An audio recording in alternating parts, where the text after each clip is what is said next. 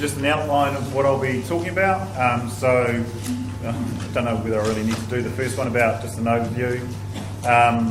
Just talk about some eradication tools, control tools, inventory and monitoring tools. And as I go through, I'll try to insert some gaps in red so you can have a look for those, and then just a bit of a wrap up. I don't know whether this is out of scope or whatever, but pretty just acknowledging that the focus has been on fish, crustacea, marron and stuff like that. We haven't necessarily got our heads around. Zooplankton, jellyfish, obviously macrophytes as well. So these things don't occur in isolation, so I suppose that's something to bear in mind. And just the sort of, exotic fish actually we're struggling to find fresh waters in New Zealand that don't have an exotic fish in. So I think this is actually so the operational framework to deal with invasive animals other than fish. Quite often these things co-occur, so I think we need to get a bit better at dealing with everything that's in that place. So what have we done around eradication? So Tash and I have done courses in the States about how to use Rotenone and antimycin.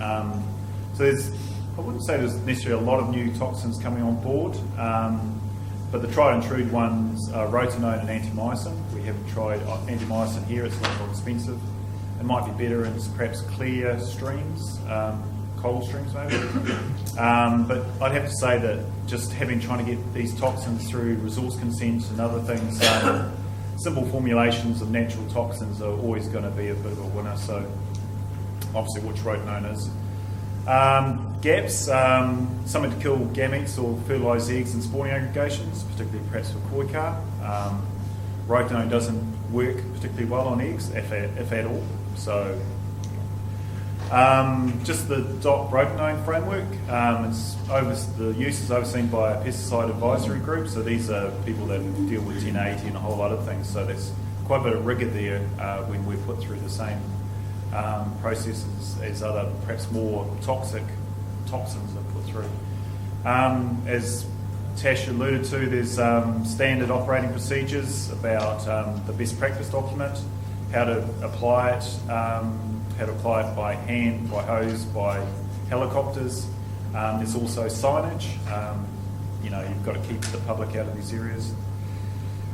Training. So Natasha is our lead trainer, much as she's trying to include me and all our staff.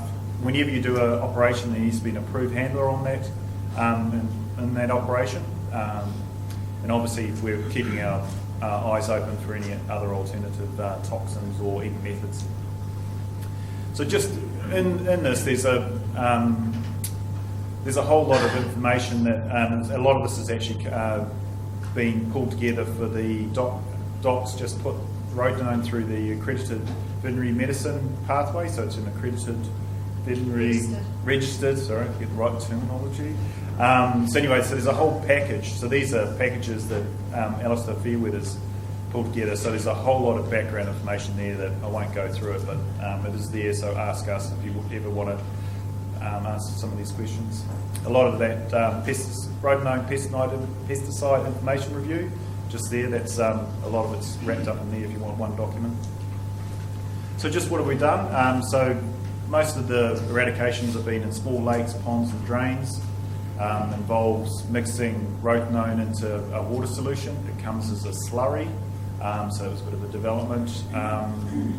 Mixes up into a larger tank on site and then it's pumped. You can see, so this is on shore, so you need someone who knows how to use pumps. Our dock fire crew are pretty pivotal to this.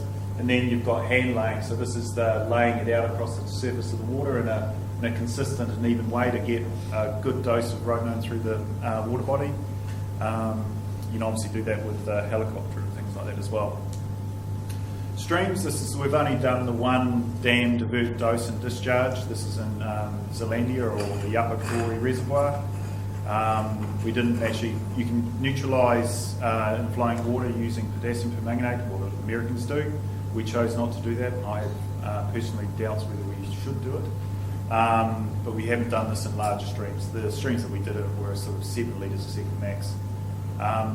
And the whole liquid rotenone, which I heard Adam allude to, needs to be discussed as well. I don't know whether we need to go there. Summary of the eradications by year, so from 2000 through to pretty much last year. So rodenone's the primary method. Early on, tried lime. I was personally involved with some of those, which are, although successful, are quite,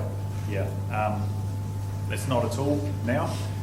Drainage is still an ongoing tool, and that can be quite a good alternative. And we've actually had eradications by netting. So that's a bit of a debate there, but I think we can claim those.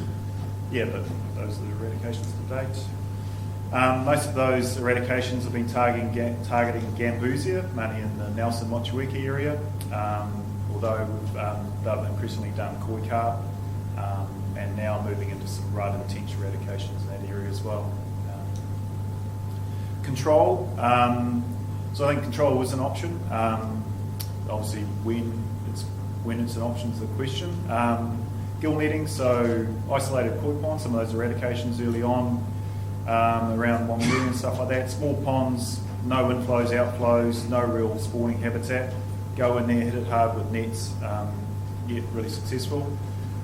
Just Jen's going to talk about Rotopico or Serpentine Lakes later, but just sort of, I've pulled up, there's a graph there from south and north, shows you that we went in hard in south and north, and south we had a really good effect, north less so, mainly through, I think, the vegetated south. There wasn't much, recruitment was pretty limited there, so if you can get the adults out, then you don't have much, you can have a big effect, or ongoing effect.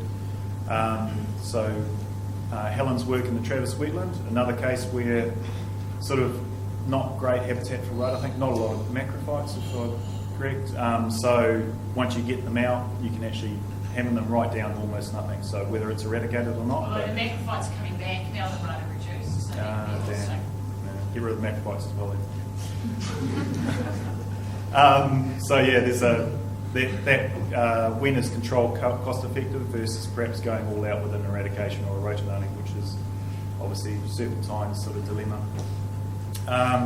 Just electricfishing, so Doc didn't necessarily pay for this, but the Lower Quarry Reservoir repeated boat electrifishing, pushed that perch population around. Whether or not it was controlled, was certainly removing a lot of fish. And just acknowledging the Central Otago dock people doing some really good work removing trout from streams there just by electrifishing. Then obviously you can use all these things you can use in combination, so electrifishing, nets plus barriers. So barriers are built barriers, so they can either be a natural waterfall, which is quite often unfortunately they are, or we've actually started building barriers to keep trout out, particularly, but other ones as well, which Jen will talk about maybe. Just unique combinations like trammel nets and a spear gun, which I found particularly effective. So just another gap, control options in large open systems. There's probably detection as well. So the two go hand in hand as sort of when is control even an option. Moving into inventory and monitoring. So Doc led the delimitation surveys for pest fish in 2000 to 2004. There were north and south teams, so there's a lot of logistics that went into that. There was a media campaign that was run at the same time. Quite a few of us got in the room and developed standard methodologies, which came up with a combination of different net types. You can't really, there's no one magic net, I don't think. And at the same time collected other important information on invasive plants. Macrophytes is a really good form on the back of it that they used to fill out on invasive macrophytes. The detection probability versus effort in terms of particularly inventory or surveillance. How can you be sure you're actually having any chance of picking up the species that you're looking for? Just as a comment or summary, surveillance pretty much has been patchy. A lot of it actually relies on word of mouth, people ringing up saying, we've seen these large goldfish, as people have been talking about. There are some good examples of local plans, particularly around macrophytes, but those plans are pretty much standalone and aren't rolled across across regions or organisations. So just some new tools. So environmental DNA, we tried that in Chlorine, the University invested quite a bit of time getting that to work, and I think it still are. It's got potential. There's extraction hurdles, getting the DNA out of water, particularly turbid and dirty water, and obviously again detection limits. And there's bottle traps that which I couldn't find a picture of, but not very fancy. They're really simple, but they're really effective for gambusias. So. Monitoring. So post-eradication monitoring, sort of something we probably didn't put enough effort into defining. So we didn't really define what eradication was or when you could declare it. So a lot of the monitoring that went on, particularly earlier on in the process, was didn't actually allow any information on when fish were eradicated or when fish were recaptured when they went back. We don't know whether they were there always or there's gaps. And also when Alistair and Natasha put the Rotenone through, we couldn't say that we were always 100% effective or even 80% effective with using Rotenone as an eradication tool. So we've addressed that now. We've got some standards. So when people claim they've eradicated gambusia from Nelson Motueka, then these are the things they're going to have shown they've done.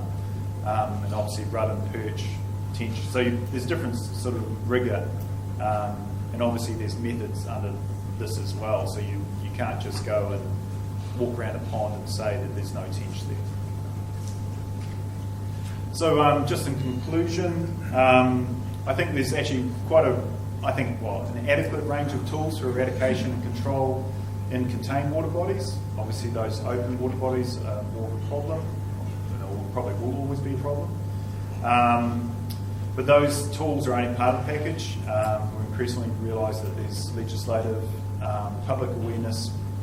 We actually need some teeth, some penalties and actually start using those penalties to stop people re-releasing fish, particularly when the Department of Motueka has invested thousands of dollars to get rid of fish out of the pond, and someone comes along and puts them back in. That needs to be dealt with. And I think no matter how much prep we do, what sort of memorandum of understandings we have, best practice, we have all the environmental information, there's still going to be a need to take logistic, ecological and political risks on occasion. So I think as government organisations, we need to be able to actually just make things happen despite